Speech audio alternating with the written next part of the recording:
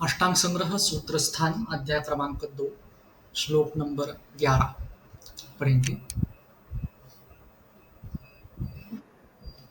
प्रदीपभूतं शास्त्रं हि दर्शनं विपुला मतिः ताभ्यामभीष सुयुक्ताभ्या चिकित्स्य सन्नापराध्यति। अपराध्यति इस प्रकार से प्रदीपभूतम शास्त्रम ही दर्शनम विपुलामति ताभ्याम भिषक सुयुक्ताभ्याम चिकित्सन न अपराध्यति केवल चिकित्सत न अपराध्यति इस प्रकार से है। तो शास्त्र किस प्रकार से है? प्रदीपभूत, प्रदीपभूत मतलब प्रकाश देने वाला या प्रकाशित करने वाला। जैसे सूरज प्रखर प्रकाश देता है, उस प्रकार के शास्त्र जो आयुर्वेद शास्त्र है वो उस प्रकार का है। प्रदीपभूतम शास्त्रम ही दर्शनम, उसका दर्शन प्रदीपभूत इस प्रकार से है। और विपुलामति, ये जो प्रखर ऊर्जा प्रकाश ज्ञान देने वाला इस प्रकार का शास्त्र है, उससे विपुलमति मतलब विपुल मतलब बहुत डीप नॉलेज जिसे कहते हैं, या सारा ग्रंथ एक साथ समझ में आना इसे जैसे कहते हैं, वो उस प्रकार से मति बुद्धि जो है वो आपकी इस प्रकार से हो जाती है।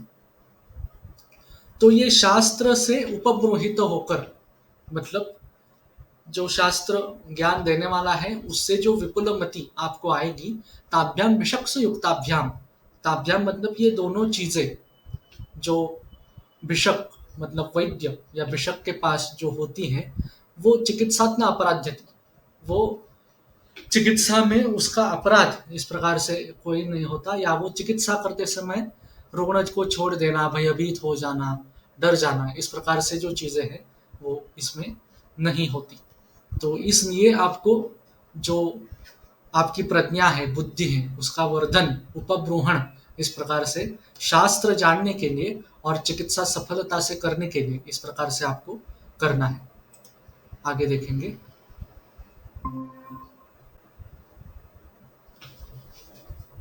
आहूत एव यो याति हि सुवेशः सुनिमित्ततः गत्वा आतुरार्थात् न निधत्ते मनः क्वचित् व्याधिं परीक्षते सम्यग् निदानादिविशेषतः हेप हेप रेपणीयाम, ह्रेपनानीयां च ह्रेपनीयानां च तद्वार्तां न प्रकाशयते बहिः सहसा न च तस्यापि क्रियाकालं महापयं जानाति च उपचरितुं स वैद्यः सिद्धिमश्नुते। तो किस प्रकार से मतलब किस प्रकार से वैद्य को सिद्धि प्राप्त होती है, इस प्रकार से यहाँ पर बताया है। आहूत एव यो याति सुवेशः सुनिमित्ततः गत्वा आतुरार्थात् अन्यत्र न निधत्ते मनः क्वचित् व्याधीन् परीक्षते सम्यक् निदानादि विशेषतः ह्रेपणीयां च तद्वार्तां न प्रकाशयते बहिः सहसा न च तस्यापि क्रियाकालम् अहापयन् जानाति च उपचरितुं स वैद्यः सिद्धिम् अश्नुते। तो उसको सिद्धि प्राप्त होती है। ये जो वैद्य करता है उसको सिद्धि इस प्रकार से वो प्राप्त होती है। तो क्या क्या है? आहूत है वो यो याति, आहूत का मतलब यहाँ पर है बुलाए, जब बुलाया जाए तभी, जब वैद्य आतुर के घर पे जाता है, वो भी किस प्रकार से है? सुवेशः और सुनिमित्ततः। सुवेश का मीनिंग यहाँ पर नीचे दिया है।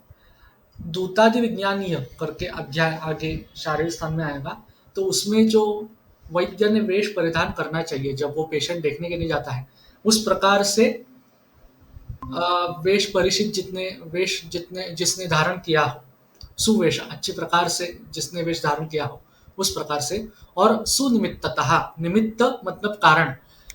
वैद्य रुग्ण के घर पर जाते जाते ऐसे कोई अगर रिष्ट इस प्रकार से अगर जाते जाते दिखाई दे तो उस प्रकार से ना होना, यानी दुर्निमित्त जो रिष्ट है उसको ना देख पाकर वैद्य जब दूत के रुग्ण के यहाँ जाता है, गत्वा आतुरा अर्थात अन्यत्र न निधत्ते मनः क्वचित, और वहां पर जाकर भी आतुरा अर्थात अन्यत्र मतलब रुग्ण और रुग्ण के रिलेटेड जो भी चीजें उस घर में अवेलेबल है, मौजूद है, फिर उसके माता-पिता रहेंगे या रिलेटिव्स रहेंगे, या रुग्ण के रिलेटेड उसका बिछाना जो है, जिस पर वो सोया हुआ है, तकिया जो है या पानी का ग्लास है, ये जो चीज़ें उसके रिलेटेड हैं, वो छोड़कर अन्यत्र न निधत्ते क्वचित, वो छोड़कर अन्य किसी भी जो चीज़ वहाँ पर पड़ी हुई है, उस पर उसका मन कहीं पर भी विचलित इस प्रकार से जिसका नहीं होता,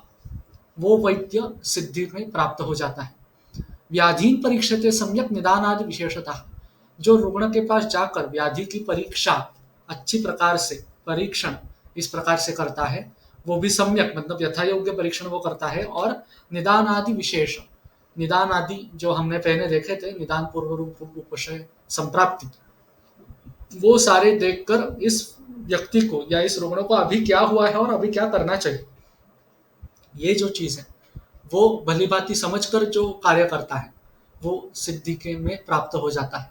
रेपणीयाम च तद्वार्ताम न प्रकाशयते बहिः, रेपणीय मतलब कई चीज़ें ऐसे होती है कि जो गोप्य है, मतलब जो बहुत लोगों के सामने बताए नहीं जा सकते या नहीं बता सकते, या लज्जावह है, शर्म आती है बताने में, ऐसे कुछ अगर चीज़ है उस रुग्ण के घर पे या रुग्ण पे, तो वो वार्ता जो है, वो कथन जो है, वो जो वैद्य बाहर किसी को बताता नहीं है, जो रुग्ण और वैद्य का एक कॉन्फिडेंस होना चाहिए, जो उनमें आपस में संभाषण हो, वो बाहर किसी को भी नहीं पता चलना चाहिए, इस प्रकार से जो करता है।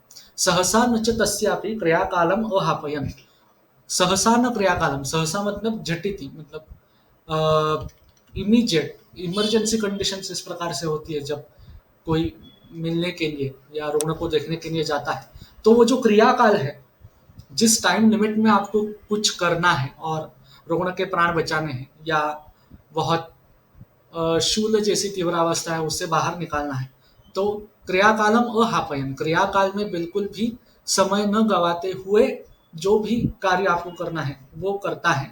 जानाति च उपचरितुम, उपचार करने के लिए ये सब चीजें जो जानता है, भली भांति जो समझता है, सह वैद्य सिद्धि स्मृते, वो वैद्य सिद्धि को प्राप्त इस प्रकार से होता है। आगे देखेंगे।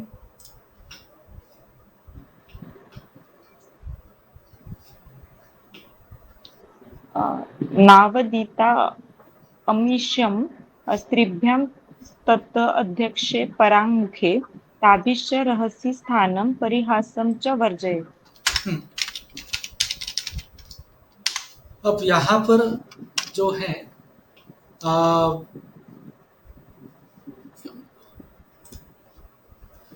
हम्म, पिछला वाला जो श्लोक आया था कि वैद्य ने आतुर के घर पर जाकर क्या करना चाहिए क्या नहीं करना चाहिए, तो वहां पर करने की चीजें भी थी, नहीं करने की चीजें भी थी, तो उसी प्रसंग को आगे लेकर अन्य क्या क्या वैद्य ने नहीं करना चाहिए, बिशप ने नहीं करना चाहिए, इस प्रकार से यहाँ पर लिखा गया है। न अवधीत आमिषम स्त्रीभ्यः तदध्यक्षे परांगमुखे ताभिः च रहस्य स्थानम परिहासम च वर्जयेत्। इन जो ये सारी चीजें हैं उसको वर्ज इस प्रकार से वैद्य को करना है। परस्त्रीभ्यः, परस्त्री मतलब जो वैद्य को परिचित नहीं है ऐसे सारे, उन्होंने अगर कुछ आमिष, आमिष का अर्थ यहाँ पर भोग्य वस्तु इस प्रकार से दिया है, तो ऐसी परस्त्री अगर कोई भोग्य वस्तु जिसका उपभोग लिया जाए, इस प्रकार से कोई मतलब अर्थ, पैसा इस हिसाब से, या अन्न कोई इस प्रकार से अगर कोई वो देती है तो वो न अवधित, तो उसे लेना नहीं है। तत् अध्यक्षे परांगमुखे,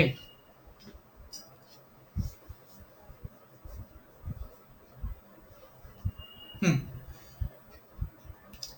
तद अध्यक्ष मतलब उस स्त्री के अध्यक्ष पर, अब वो परस्त्री होगी ऐसा भी नहीं है, उसके जगह पर आमिष दातृयोषित रक्षाधिक कृते परांगमुखे परोक्षे ताभिः स्त्रीभिः च रहसि एकांते स्थितिम परिहासम च वर्जयेत्।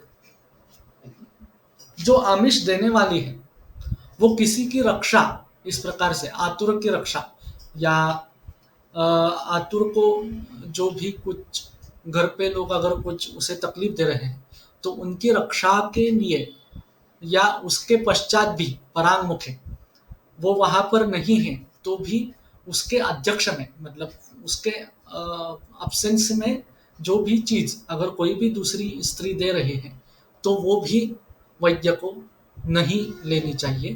ताभी च रहस्य स्थानम, और उस स्त्री के साथ रहस्य स्थान, जहाँ पर रहस्य स्थान मतलब एक एक ही जगह इस प्रकार से है, या एक कमरा है जिसपे सिर्फ वैद्य और वो स्त्री इसी प्रकार से है, तो ऐसे वैद्य को वहां पर नहीं जाना चाहिए।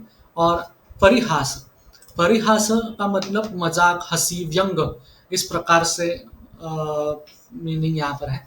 तो ऐसे अगर हंसी मजाक इस प्रकार से या कुछ व्यंग वो बताती है, तो वो उसका भी वर्जन इस प्रकार से यहाँ पर करना है। तो ये भी चीज वर्ज इस प्रकार से यहाँ पर करनी है। आगे देखेंगे। आर्तं च नृपस वैदैर्द्विष्टं तदवेशिनं द्विषं चण्डं शोकातुरं भीरुं कृतघ्नं वैद्यमानिनं हीनोपकरणं व्यग्रम् अविधेयं गतायुषम्। हम्म, आर्त रोगी जो है उसको अगर इस प्रकार से अगर रोगी है, तो उसका वर्जन मतलब उसकी चिकित्सा जो वैद्य को है वो नहीं करनी चाहिए। यह श्लोक अष्टांग हृदय में भी पहले ही अध्याय में आता है। यहाँ पर यह दूसरे अध्याय में शिष्योपनयनीय, शिष्योपनयनीय शिष्य के लिए किया गया उपदेश यहाँ पर है।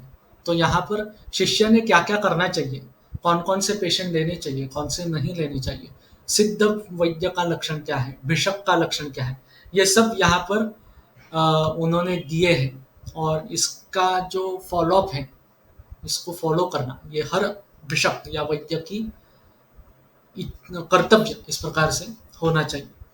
तो नृपेण राज्ञाद्विष्टं सद्वैद्यैः च, अथवा नृपेण सद्भिः च वैद्यैः तद्वेषणं तान् नृपसद्वैद्यान् यो द्वेष्टि तं द्विषम शत्रुम च न चिकित्सित, तो इनकी चिकित्सा नहीं करनी चाहिए।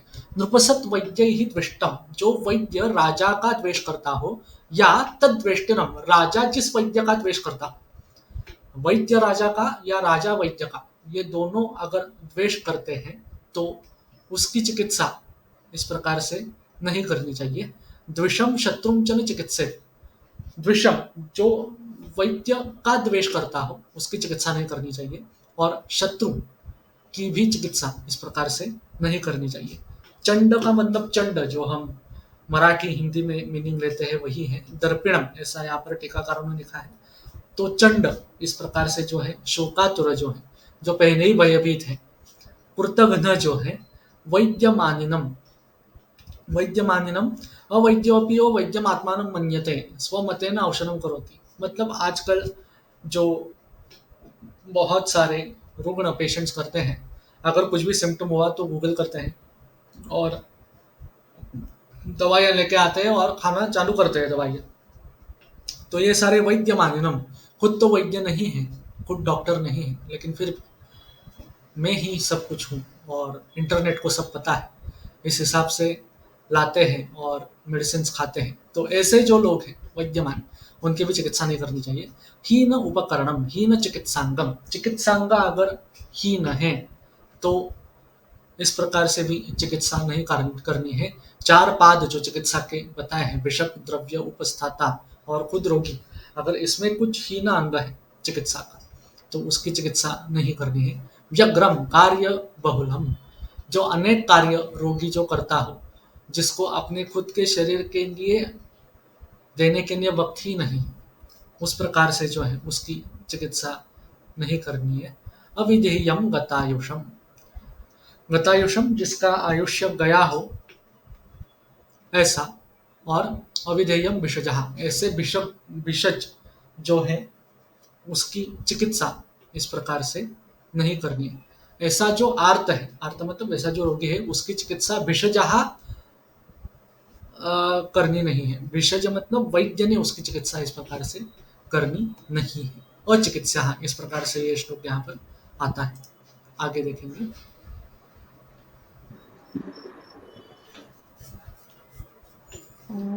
जिजीविषुर्व्याधितो अपि पूर्वोक्तगुणवर्जितान् क्रिया अक्रि क्रियाविक्रियो वैद्यान् मृत्योरग्रेसराहिते। हम्म,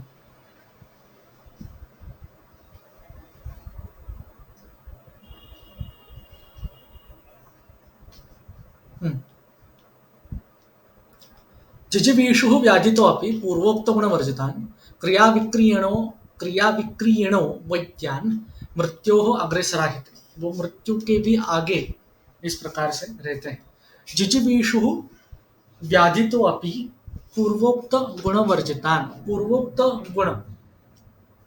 गुण मतलब पूर्वोक्त वैद्य विषक के जो गुण हमने देखे थे उस गुणों से वर्जित इस प्रकार से भी अगर वो है। और जिजीविषु व्याधितोपि जिजीविषु। जिजीविषु मतलब जीतने की इच्छा रखने वाला जो व्याधित है और उसके ऊपर जीतने की मतलब व्याधि पर मात करने की इच्छा जो रखता है, लेकिन पूर्वोक्त गुण वर्जित जो पहले गुण कहे गए हैं उससे वर्जित इस प्रकार का जो है। क्रिया विकरण पण्य चिकित्सकान। पण्य चिकित्सकान मतलब जो ट्रीटमेंट जो वैद्य देता है वो सिर्फ क्रिया विक्रयण मतलब व्यापार की तरह इसे सोचता है। इस प्रकार से जो सोचता है वो मृत्यु अग्रेसराहित है। ऐसे जो सोचता है उसके अग्रेसर मतलब पुरस्सर उसके पीछे पीछे मृत्यु इस प्रकार से आ जाती है। तो ऐसा अगर है तो वो वैद्य इस प्रकार से वर्जनीय है। ये वैद्य के वर्जन मतलब किस वैद्य को त्याग देना है। एक जो व्यापार इस प्रकार से करता हो, सेवा ना करता हो, व्यापार इस प्रकार से जो आयुर्वेद की निरुक्ति आती है या आयुर्वेद किस लिए आया तो जगत हितार्थ इसके लिए आयुर्वेद ब्रह्मा से लेकर हमारे पास अभी तक आया है। और वो जगत कल्याण छोड़कर अन्य ही कुछ कार्य चल रहे हैं, वैद्य अन्य ही कुछ कर रहा है। तो ऐसा वैद्य व्याधि को ट्रीट इस प्रकार से नहीं कर सकता। उसके हाथ में व्याधि को जीतने की इच्छा होगी तब भी वैद्य के गुण जो पहले बताए गए हैं अगर उससे वो वर्जित है, विषम गुणों से वर्जित है, तो ये निंदनीय इस प्रकार से है। आज तक यहीं पर देखेंगे, इसके आगे आगे के सेशन में देखेंगे।